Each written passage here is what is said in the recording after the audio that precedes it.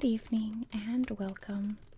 Tonight we're going to be going over the history and geography of Slovenia.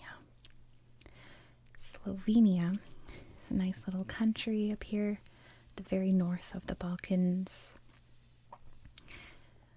It has a couple of claims to fame. The intro, we saw the little wine bottles. It has a very large wine industry, and it just has the perfect kind of climate for it. All the videos and stuff I've seen reminds me of Napa Valley near where I live. It's just a very, very beautiful place. So let me show you all the beautiful places around Slovenia. First, let me show you the borders. Slovenia does have a little coastline. It's right here on the Adriatic Sea in the Mediterranean. There is a major city there called Koper. And Italy comes in and swoops up this part of its coastline. So Slovenia has this big border with Italy and this border with Austria, a border over here with Hungary, and this big border with Croatia all on its south.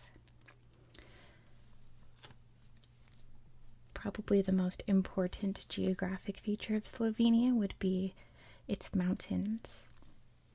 The main Alps range is literally right up here. This is the S at the end of the Alps in my atlas. So a range of the Alps cuts right down here through Slovenia and into Croatia. I guess in American English it's called the Julian Alps, but a lot of the things I've read called it the Julian Alps. So whatever floats your boat, I suppose. But the most important little corner of it in Slovenia is right here. This is Triglav National Park, and it holds a lot of importance to Slovenes. Mount Triglav is right here. It is the highest point of Slovenia, and it's just a very important, beloved mountain to Slovenes. It is literally on their flag, on their coat of arms.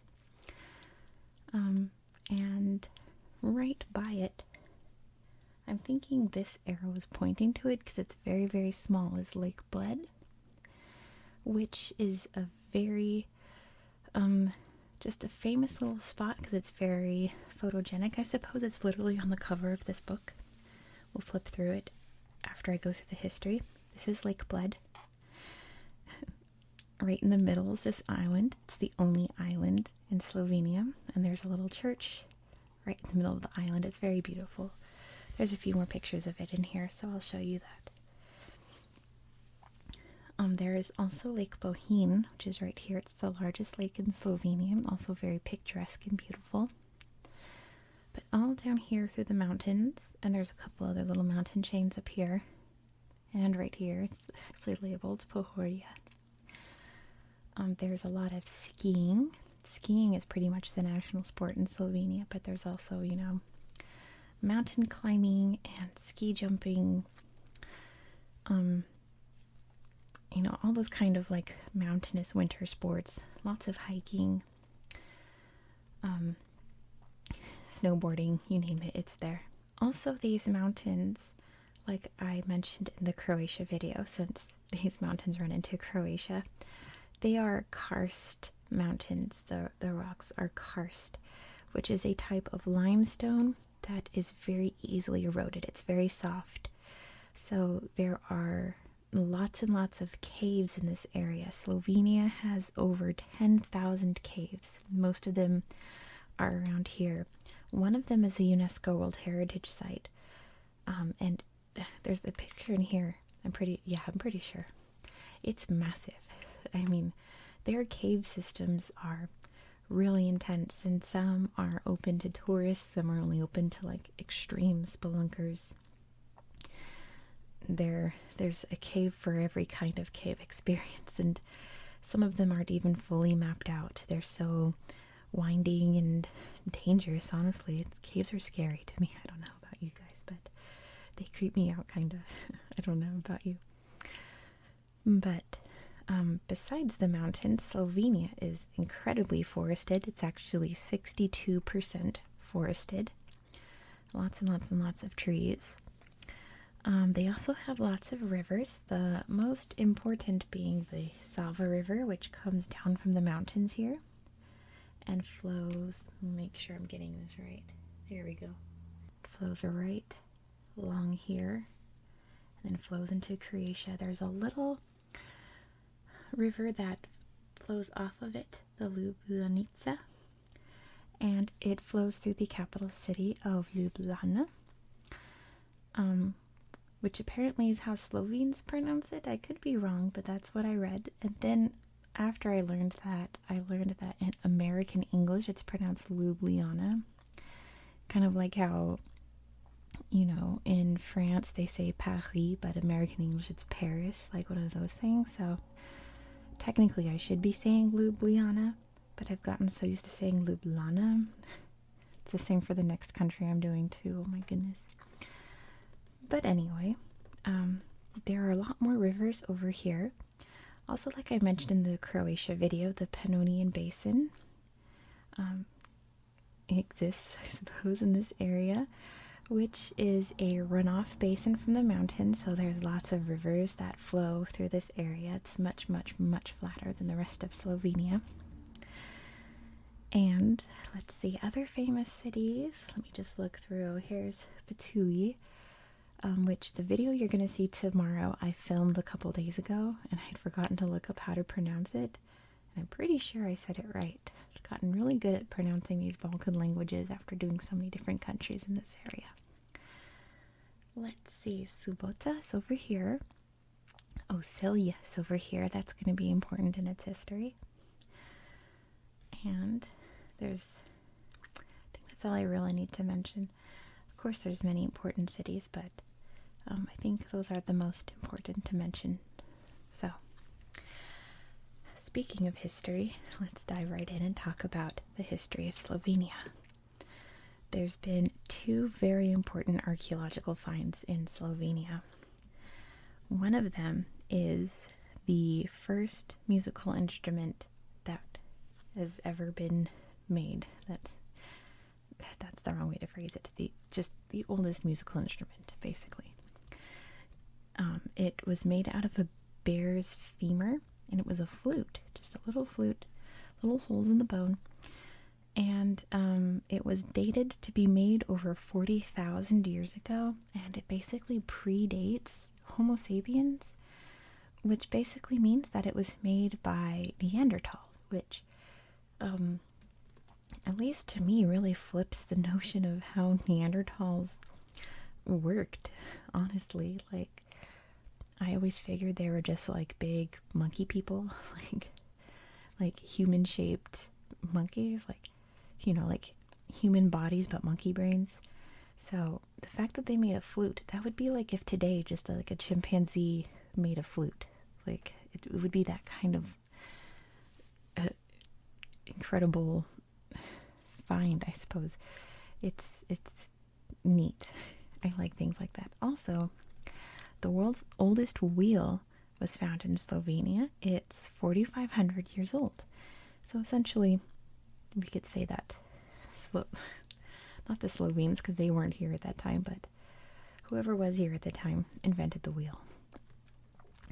The first official settlements of actual civilizations in the area would have been the Illyrians along the coastal region, and also there are a lot of Celtic tribes in here and throughout most of Europe as well. The Romans came in and established, I think, a couple of provinces, but the two major ones would have been Pannonia and Noricum. And they established towns and cities that still exist today. So they basically established Ljubljana and Celje. Where'd it go? Right there. And Petunias also. Once the Roman Empire collapsed, this area was invaded by Attila the Hun and his Huns, and various Germanic tribes that took over the whole corner of Europe. But the Slav tribes moved into the area probably around the year 568 they would have settled over here. The first Slavic kingdom would have started in the early 620s and ended sometime in the late 650s, and it was called Samo's Kingdom. So you can guess the name of the king of Samo's kingdom. But there are various other little Slavic kingdoms. They were called Carantania. There is Carniola. Carantanians were the first to be Christianized.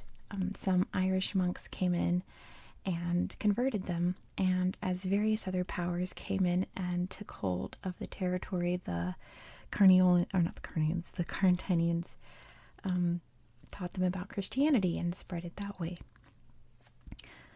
This, like I said, other powers swept in. This was essentially the border of the Holy Roman Empire, because, as we know in history, the Roman Empire split in two, into the Byzantine over in Constantinople. Of course, that fell apart. The western half wasn't faring so well, and then, it wasn't faring well until it did, and became the Holy Roman Empire. So it essentially, the cutoff was right about here. And then in the 14th century, this territory was taken over by the Habsburgs. I think there's a map in here also that shows how much of the Holy Roman Empire the Habsburgs had control over. But they definitely owned this area. The next couple of centuries are dotted with various Turkish raids from the Ottomans and peasant revolts. So the Habsburgs didn't really care about peasant well-being. As long as they paid their taxes, they didn't care. But the peasants weren't happy and revolted many, many times against the Habsburgs, but not a single revolt was successful. In the 19th century, a big Slovenian revival came about, because Slovenian was only really spoken in the countryside. Otherwise, it was German. So, Slovenian started to become more popular, discovering your old roots, a united Slovenia movement. It wasn't like an official, rah-rah independence kind of thing. It was just like a dream. Never really took off like it did in various other Balkan states. And also Yugoslavism started around this time. The concept of uniting all of the Slavic groups into one country. But then World War I happens. This area is controlled by Austria-Hungary, so many, many Slovenes were drafted into the war to fight for Austria-Hungary, which means many, many Slovene soldiers perished during the war. Many battles were fought in this area, so, land was destroyed. Many civilians lost their lives as well. The area that is now Slovenia was hit very hard by World War I. And of course, Austria-Hungary lost so hard that it ceased to exist by the end of the war. So, Slovenia was hung out to dry. So on December 1st, 1918, they joined up with the Croats and I just blinked, the Serbs. Wow. The Croats and the Serbs to form the Kingdom of Serbs, Croats, and Slovenes. The first start of a united, why am I blanking so much on the most basic words? A united Slavic kingdom, which I've already done Croatia, Serbia, Bosnia and Herzegovina, and Montenegro on my channel, so I've covered this area quite extensively, but it is important to note, of course, because now we're talking about the Slovenes. It is the Kingdom of Serbs, Croats, and Slovenes. It was an attempt at a democratic run kingdom, but it fell apart in 1929, where it turned into more of a dictatorship of a kingdom, which fell apart in the 1930s. And before it could really get a foothold on itself, World War II happens. And Slovenia is hit very hard by World War II. Austria is right here, obviously, so This area is basically invaded by the Nazi Germans. Down here, they're invaded by fascist Italy. And like I always say on my channel, this is a relaxation channel. We're not going to get into the details of any horrific things. Just going to mention it briefly and move on. And that's not diminishing what happened or anything. It's just, this is meant to relax you, not stress you out, right? But I read one source, so it's not confirmed, but apparently the entire Jewish population was wiped out in what is now Slovenia. There was a big ethnic cleansing movement where, Slovene children were snatched up and moved into German families. Of course, there's lots of discrimination against Slovenes. Many of them were drafted into the wars to fight for Germany and Italy. All of those horrors. But a movement did spring up in April 1941 to fight back. It was called the Slovenian National Liberation Front. And there were many other groups all throughout the Balkans doing the same thing. They really fought back in a big way to the point where the Italians were losing their foothold on this corner of Slovenia, so the Germans swept in and took it over completely. But as we all know, the area was liberated in 1945, and the country was absorbed into a socialist country known as Yugoslavia. Now, like I've said, because I've covered all these other countries before, I think I only have 2 Balkan states left, but one of these freedom fighters was named Josip Broz Tito. He was from Croatia, and he became like the head leader of Yugoslavia, basically. And he was a very different kind of communist leader. He hated Stalin, for one thing. Hated him. Stalin tried to have him assassinated multiple times. And Tito actually, sent him a letter, try harder next time. And he had a lot of ties with the West, Great Britain and the United States. And correct me if I'm wrong, I read this, and I didn't fact check it, but Tito was the one that started the Nonaligned Movement, which is wild to me, because it's he was, a head of a communist country. They're supposed to be cruel and inhumane and terrible, but the Nonaligned Movement is a peace movement. So, he was just a different kind of leader at the time. But when he passed very unexpectedly in 1980, all of Yugoslavia was in quite a disarray. The Serbian management, let's just say, was not handling things well by the end of the 1980s, and Slovenia did not want a part of it. There was a big push for democracy and independence in the country. And there was a vote in 1990, and it passed for independence, and they declared independence on June 25th, 1991. On June 27th, literally 2 days later, the Yugoslav People's Army invaded, and that started the 10-day war. So, thankfully, the war that happened, like it says, only lasted 10 days, very, very minimal casualties. And, they agreed to a ceasefire. By the time the ceasefire expired, the army left because they had bigger fish to fry at the time. And, because, Croatia suffered a horrific civil war. Bosnia and Herzegovina, you can check out my video on it, but yikes, essentially, it was awful. Kosovo, honestly, it's still a thing in Kosovo, not as horrible as it was in the 1990s, but nevertheless, Slovenia really dodged a bullet in a big way. They, they had all of this infrastructure built up since they became a communist state, because they didn't really have any kind of manufacturing. enterprises or anything like that. And that's what communist countries are all about, you know, industry, industry, industry. So they had all of these factories and, you know, jobs. So they just implemented democracy into that. And they really took off. And implementing tourism, since they have, you know, they have beaches, they have mountains, they have wineries, they've got, it's like a little secret vacation spot for Europeans. And they joined the EU in 2004, so that helps as well. And that's pretty much where we're at today with Slovenia. Let's flip through the book and I'll show you what I mean. It's a very, very beautiful country. Slovenia. See, here's what I mean. This is Lake Bled.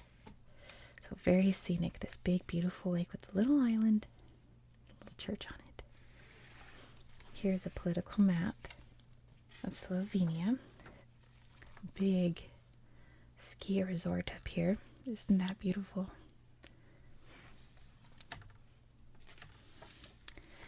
And that this is also so scenic. Doesn't that look so peaceful? I would love to go on a hike like that. Cycling, like I said, big, big major sport. And the caves. I don't know, it creeps me out. It bothers me, but it is still so beautiful. This is Bled Castle. I should have mentioned that Slovenia has like hundreds, if not thousands, of castles. Just like scattered all around. This is the Ursuline Church of the Holy Trinity, it says. And it says that this was built because the town was spared from the plague, which is always a good thing. Beautiful forest. Let's see, here is Mount Triglav. Gorgeous mountain. The pre-Alpine hills. So the territory, you know, just off of the Alps. You can kind of see them, the snowy in the distance there. A good example of karst landscape. This big sinkhole here because it's soft limestone. It just kind of collapses and spikes and does all those kinds of things. And this is in the Pannonian Basin. This beautiful, lush farmland. Isn't that gorgeous? Let's see, what city is this? It'll say up here in a description somewhere. This is Kran, which I don't know where that is, but isn't that lovely? It must be somewhere up near the mountains. And this city is Koper on the coast. You can really see where the old city existed and all of the new city begins. Another example. Old city. So pretty. Speaking of pretty, isn't it gorgeous? Oh, looks like heaven to me. So much beauty. This is Lake Bohin. Absolutely stunning. Beautiful water. Gorgeous waterfalls. Of course, when you have all those rivers and all those mountains, you get lots of waterfalls. This is the cave I was talking about. Oh, those are people. That's the big drop. There's water down there. Like, those are people. That's the cave. I could never. I have such a fear of heights, even though it's like underground. I could never. There's a mouflon. Is it a goat or a... What's it? Is it a sheep? It's a sheepy. Some deer out in the snow. Some herons and a lipizzanner, a very famous breed of horse that's bred in Slovenia. This guy, so he's called an olm. It's a type of amphibian. I guess it's like a salamander. They only live in Slovenia in certain caves. They are bizarre little creatures. I could do a whole video on them. They are weird little guys. Another little beautiful picture of Triglav National Park. This flower, it's called Zois's bellflower. It only grows in Slovenia. This is the national flower, the red carnation. And these are the Sychovl salt pans, where these used to be like salt farms back in the day, and they've closed down and now they're a wildlife refuge. More gorgeous forests and vineyards. Basically looks like Napa. Celebration. See, this is the flag, and there's Mount Triglav. Here's the flute. Look at that. See, it says here it's 50,000 years old. Wikipedia said 40,000, approximately 50,000. But that's wild. That's so nuts. I wonder what it sounds like when you play it. Here's Attila the Hun coming on through, invading. Here's the Holy Roman Empire map. So if we can see, like, this is Croatia right here, so here would be Slovenia, right on the border. And this is the Brzezinski Spomeniki, otherwise known as the Freising manuscripts. I'm not sure, but it's the oldest document written in Slovenian. And I believe it's just like a little catechism, right? Separate liturgies. Yeah, it's like directions how to take confession with the priest, little things like that. There's a depiction of the Ottomans versus the Austrians, and you can really tell which side is which, can't you? There's the map I was talking about. So the green is Austria-Hungary, and the purple is the area that the Habsburg family controlled. So there's Slovenia, basically. The Kingdom of Serbs, Croats, and Slovenes, 1919. And Yugoslavia, 1945. Can you see the difference? Because I can't. I guess there's a little bit more here, right? Croatia got expanded a bit. And so did Slovenia. And Serbia. Right? No, those are the same. It's just Vojvodina is listed there. They got a little bit more land. And an old photo from World War II. An independence movement, it says. And a picture from the 10-Day War. Little statue. Oh, this is France Prešeren, who was like, there you go. Like, from what I read, he was kind of like Emily Dickinson, in that he wrote poetry and never really got very famous from it. And then after he passed, like, people suddenly realized what an amazing poet he was. And now he's like beloved in Slovenia. The flag of Slovenia. See, it says the flag of Slovenia is made of 3 equal stripes of color. Red at the bottom, white in the middle, and blue. Well, that's wrong. Red at the bottom, blue in the middle, and white at the top. The colors date back to 1848 and are considered historical Slovene colors. The coat of arms was designed by Marko Pognacnik in 1991. He put a lot of meaning into every aspect of it. The 3 white peaks represent Mount Triglav, as well as the many other mountains of the region. The blue wavy lines at the bottom represent the rivers and the sea. The 3 golden stars were taken from the coat of arms from the Counts of Celje. Pognacnik wanted the shield to represent the interconnectedness of earth and sky, and to include all the elements of fire, water, air, and earth. I think that's lovely. This would have been the president and prime minister at the time this book came out. Members of Slovenia's government, it says. They've all got their laptops plugged in. Good for them. This is the National Assembly, hard at work. Ljubljana, very beautiful city, isn't it? Gorgeous.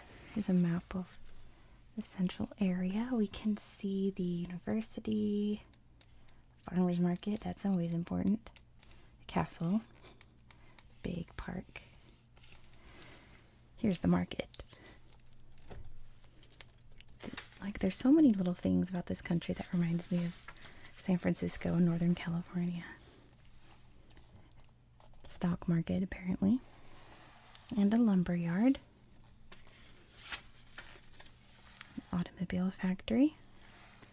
Here's their currency, the tolar, with that weird little Olm creature on the currency.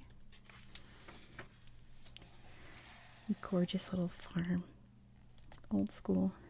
Pulling the little, like, hay, I guess. And there's some moo cows having some time off. A resources map. You can see it's all pretty much forests, farming and livestock. Doing some big smithing. This is Bled Castle on the inside. And this is one of the health spas along the coast, since there's some natural hot springs along there and some gorgeous... Oh, I didn't mention the Socha River. I should have probably done that.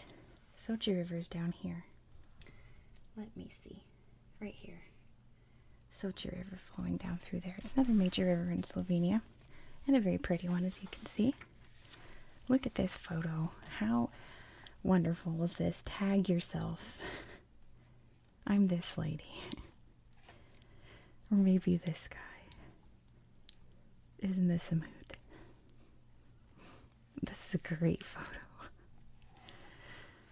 Let's see. Oh, this is at a refugee camp for Bosnians, it says. Some maps. So, persons per square mile. You can see that it's very spread out here and very populated along the edges. Ethnic distributions. Lots of people up here. Another major city I should have mentioned is Maribor. We've got... Okay, tag yourself again. I'm definitely this person. That's what I look like when I'm having a big laugh. Some examples of what the language looks like. They have a Latin alphabet. A beautiful church statue. And my favorite kind of church art, medieval art. This is a Dance of Death. You can see them hanging out with all their skeleton friends. I don't know why, it's just so eerie and creepy, but it's so common. Let's see, this archbishop who, let me see, I guess he's very big at the Vatican. He was the Secretary of Papal Council for Culture. Awesome. Easter baskets being blessed. More Easter baskets being blessed, and Easter eggs being dyed the very old-fashioned way. It's so beautiful, these old-fashioned Easter eggs. Oh, and a gorgeous cathedral. How lovely. That's so great. Church of St. John the Baptist, it says. And the interior, little altar. I almost said shrine. It's not the right word. Here is Kurent for a festival in Petui. He's the god of pleasure, it says. We've got, let's see, an illustration showing St. Nicholas. It's Santa, you guys. Showing up and blessing the family. Here's the Pope. Well, Pope John Paul II, I should say. Not the last Pope, but the Pope before. Very extreme rollerblader. Very extreme accordion player. This is Franz Pesrin, like I said, that poet that I mentioned before. Opera House in Ljubljana. A very modern looking art museum. I don't like I love modern art, but I hate pretentious modern art. Like, we get it, you're artsy. Like, anyway, the National Gallery, ski jumping, which is such a cool sport to watch. This is cross-country skiing, mountaineering. This guy is wild. This guy skied down Mount Everest. I mean, wow, that's wild. Soccer team. And this is Leon Stukeld, who was the most successful competitor in Slovenian history. It's like he was a gymnast. Of course, gymnastics has changed so much since back then. He was born in 1898. It's a completely different sport from what it was back then. Philharmonic Orchestra. Traditional oompa band, it looks like. This guy's making instruments. Rock band Laibach, apparently. The market. And picking some grapes, it looks like. Beehives. So, honey and beehives are like a national pastime in Slovenia. Beekeeping is like a very noble profession, and they paint their beehives like these. Isn't that pretty? Here they are getting honey from the beehives. Nice big meal with, what's it called? Oh, it says over here, potica. Looks really delicious. Beautiful wedding.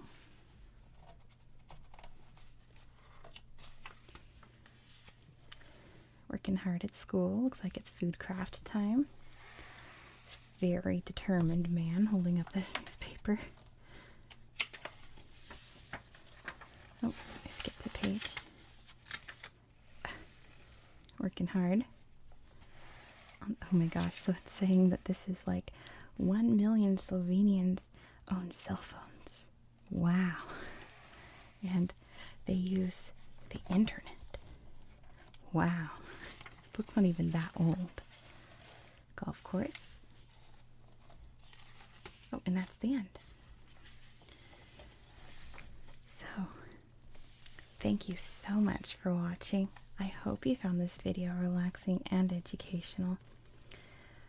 I'd really hate to say it because I've covered so many wonderful countries in the Balkans, but I think Slovenia might be my favorite one. Sorry, Serbians. I know a lot of Serbians watch me because I covered Serbia first.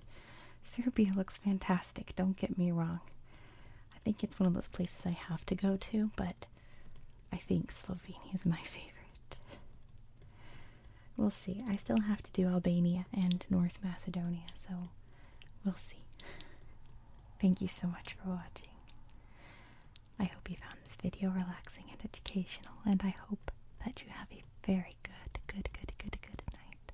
Good night. Good night.